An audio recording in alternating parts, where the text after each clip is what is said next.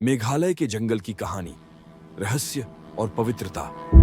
पूर्वोत्तर भारत में बादलों के घर मेघालय में घने और रहस्यमयी जंगल हैं, जो सदियों से खासी जनजाति द्वारा संरक्षित हैं। इन जंगलों को आम जंगल नहीं कहा जा सकता, बल्कि ये पवित्र उपवन है, जहां प्रकृति का हर हिस्सा पूजनीय माना जाता है। इनमें से सबसे प्रसिद्ध माँ वफलांग का पवित्र वन है, जिसके बारे में कई लोक कथाएं और रहस्य जुड़े हुए हैं। लाभासा जंगल का संरक्षक कहानी सदियों पुरानी है। माँ वफलांग के पवित्र उपवन की रक्षा एक शक्तिशाली देवता करते हैं, जिन्हें खासी लोग लाभासा कहते हैं। माना जाता है कि लाभासा बाघ या सांप के रूप में दिखाई देते हैं, और वह इस जंगल के हर पेड़, हर पौधे और हर जीव के संरक्षक हैं। गांव के लोग लाभासा का बहुत सम्मान करते हैं और मानते हैं कि अगर कोई भी जंगल के नियमों का उल्लंघन करता है, तो लाभासा उसे दंडित करते हैं। एक पत्ता भी नहीं, कुछ भी बाहर नहीं। इस पवित्र वन का सबसे बड़ा नियम यह है कि आप यहाँ से कुछ भी नहीं ले जा सकते। एक छोटा सा पत्ता, एक सूखी टहनी या कोई पत्थर, कुछ भी बाहर ले जाना सख्त मना है।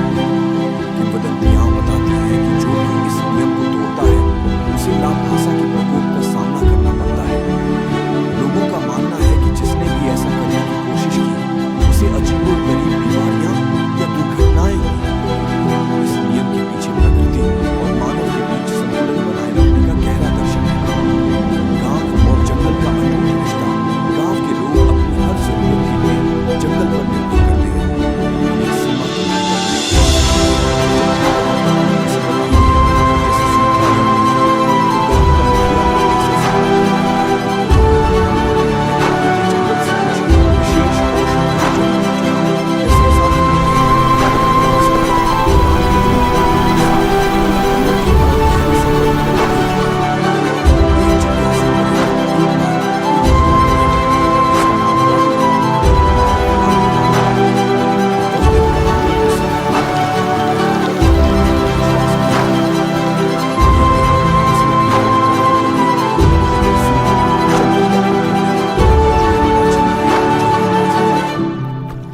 पत्थर उसे इतना आकर्षित कर गया कि उसने नियमों को नजरअंदाज करते हुए उसे अपनी जेब में रख लिया।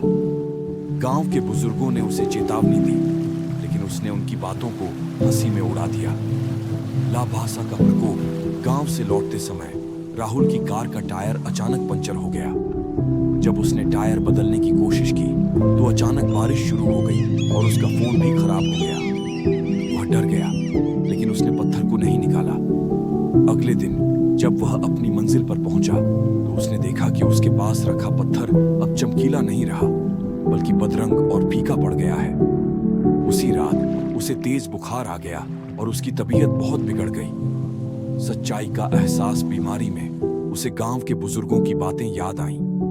वह समझ गया कि उसने गलती की है। जब उसने ठीक होने के बाद वापस माँ वफलांग जाकर उस पत्थर को उसी जगह पर रख दिया, तो उसकी तबीयत धीरे धीरे ठीक होने लगी। उसे एहसास हुआ कि यह सिर्फ एक अंधविश्वास नहीं था, बल्कि प्रकृति के प्रति सम्मान की एक गहरी परंपरा थी। यह कहानी हमें सिखाती है कि प्रकृति के अपने नियम होते हैं, और अगर हम उनका सम्मान नहीं करते, तो हमें इसके परिणाम भुगतने पड़ते हैं। मेघालय के ये पवित्र वन सिर्फ पेड़ पौधों का समूह नहीं, बल्कि एक जीवित, सांस लेता हुआ इतिहास है, जो प्रकृति के साथ मानव के पवित्र रिश्ते को दर्शाते हैं।